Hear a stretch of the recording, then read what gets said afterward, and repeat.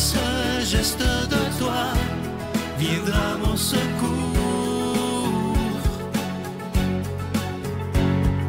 Viens semer dans mon âme le grain de l'amour. Je traverse un désert et je meurs de soif. Montre-moi le mystère qui garde la foi.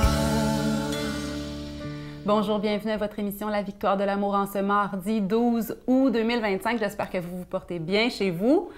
On rejoint tout de suite pour sa chronique Luc Faneuf et ce sera notre ami Samuel Jérémy Gingras qui va nous commenter l'Évangile d'aujourd'hui.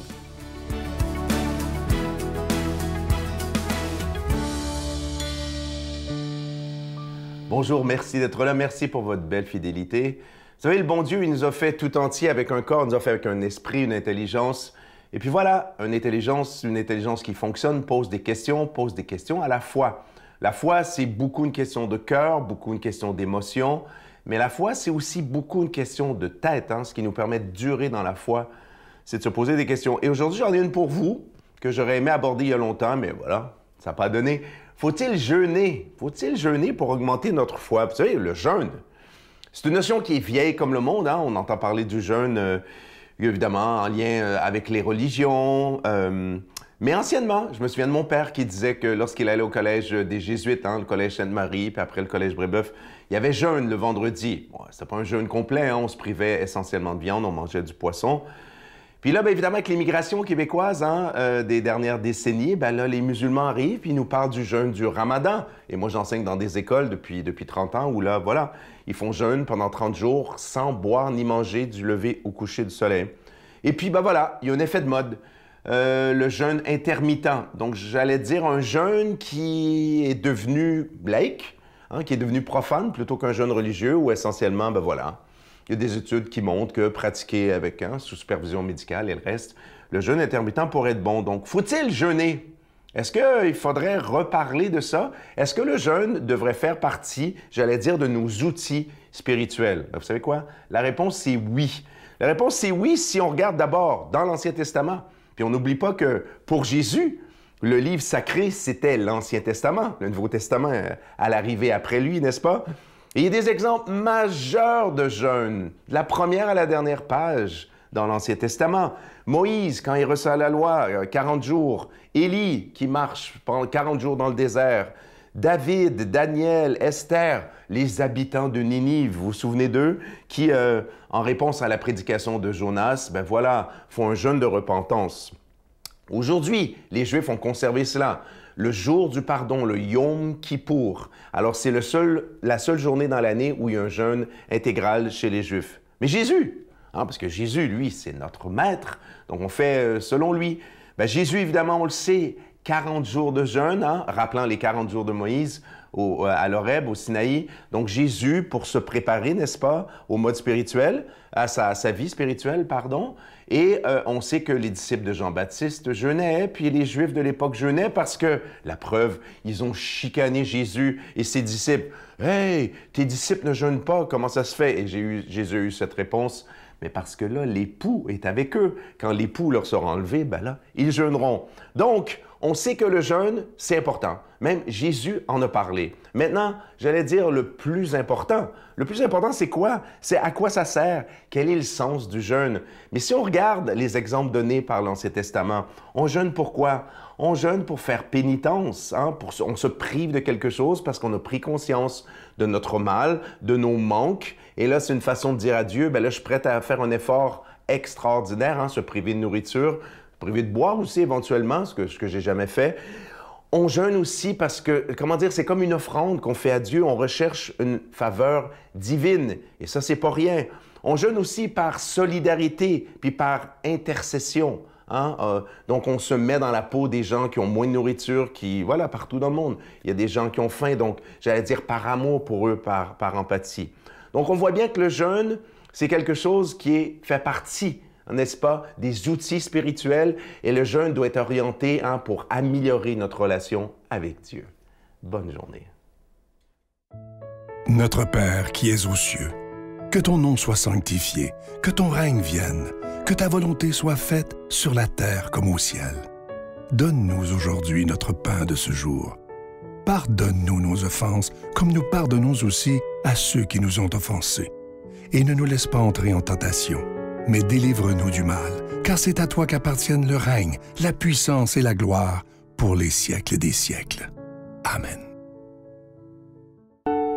Je continuerai à croire, même si tout le monde perd espoir. Je continuerai à aimer, même si les autres parlent de haine. Je continuerai à construire, même si les autres détruisent. Je continuerai à parler de paix, même au milieu d'une guerre.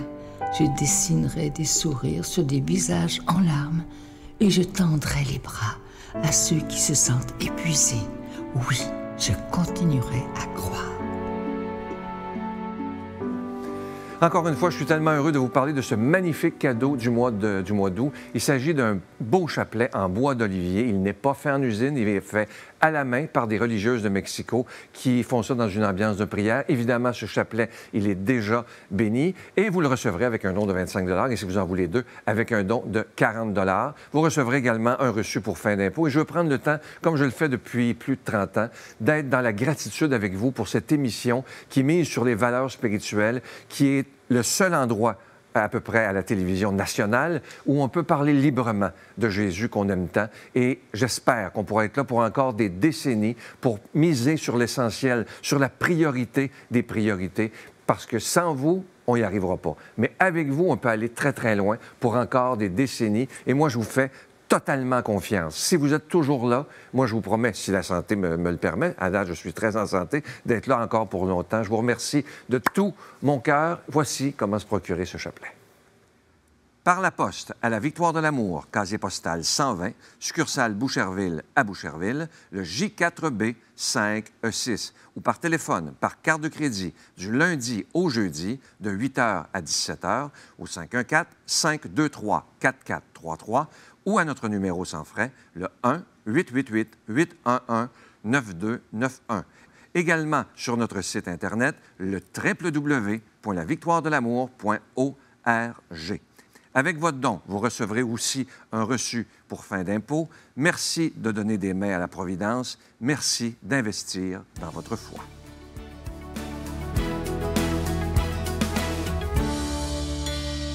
Mon Dieu, donnez-moi la sérénité d'accepter les choses que je ne peux changer, le courage de changer les choses que je peux et la sagesse d'en connaître la différence. Amen.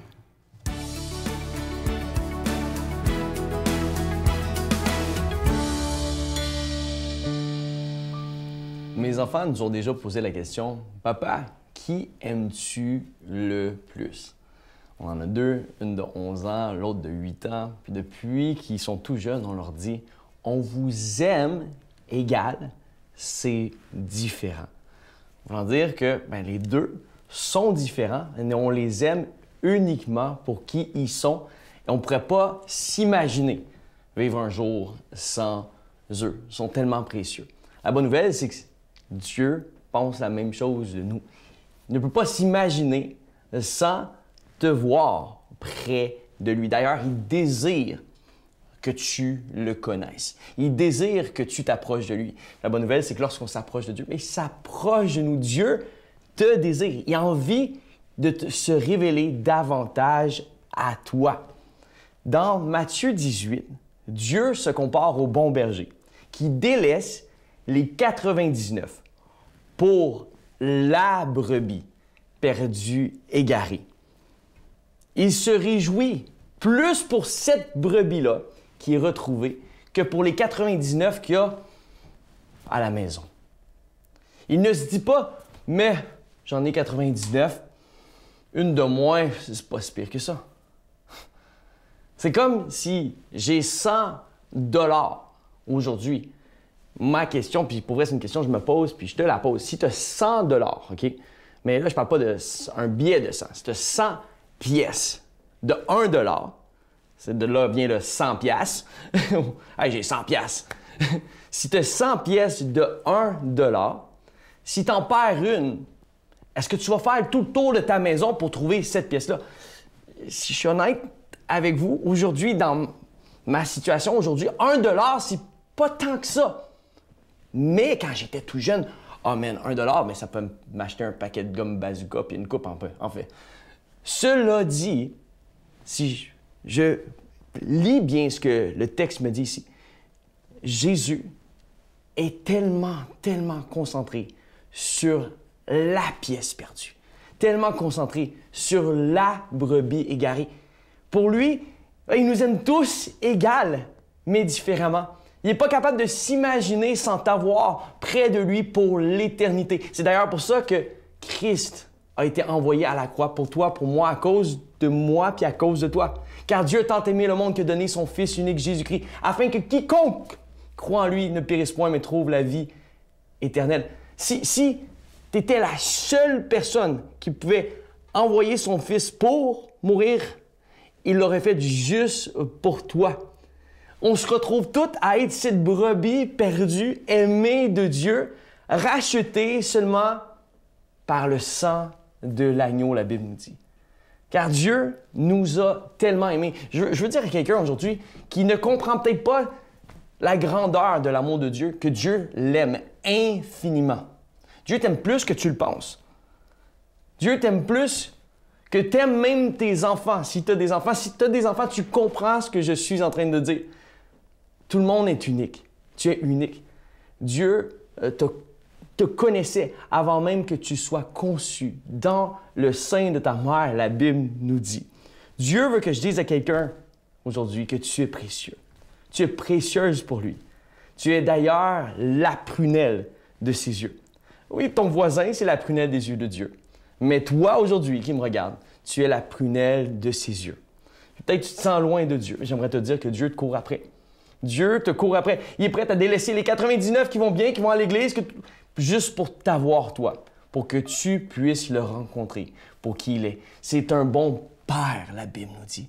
C'est un Père qui te connaît plus que tu te connais, puis il sait combien tu as besoin de lui. Romains 8, au verset 38, nous dit ceci. « Car j'ai l'assurance que ni la mort, ni la vie, ni les anges, ni les dominations, ni les choses présentes, ni les choses à venir, ni les puissances, ni la hauteur, ni la profondeur, ni aucune autre créature ne pourra nous séparer de l'amour de Dieu manifesté en Jésus-Christ, notre Seigneur. C'est d'ailleurs pour ça que c'est tellement important de fixer nos yeux sur Jésus, de reconnaître qui Jésus est. Jésus est le chemin, la vérité et la vie. Et nul ne vient à Dieu que par lui. Il faut le reconnaître pour connaître l'amour du Père qui nous a tant aimés et veut nous adopter comme fils et filles du Dieu très haut. Sois béni aujourd'hui. Je vous salue Marie, pleine de grâce. Le Seigneur est avec vous. Vous êtes bénie entre toutes les femmes, et Jésus, le fruit de vos entrailles, est béni. Sainte Marie, Mère de Dieu, priez pour nous pécheurs, maintenant et à l'heure de notre mort. Amen.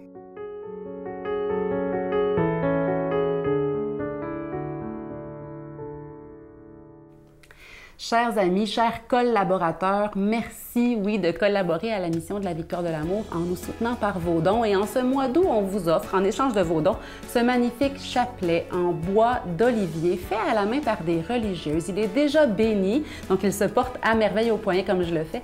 Il reste aussi des livres de Martin Larocque, donc n'hésitez pas à le demander. Merci 1000 fois pour votre soutien. Sans vous, vous le savez, la Victoire de l'amour ne pourrait pas continuer son œuvre. Soyez bénis, mes amis. Pour moi, Dieu, c'est mon créateur. Donc, c'est la personne vers qui je vais me référer pour tout. Walk in love, marche dans l'amour. Oui, je veux marcher chaque jour dans ton amour, car la miséricorde triomphe du jugement, triomphe même de la mort. Oui, l'amour triomphe encore. Walk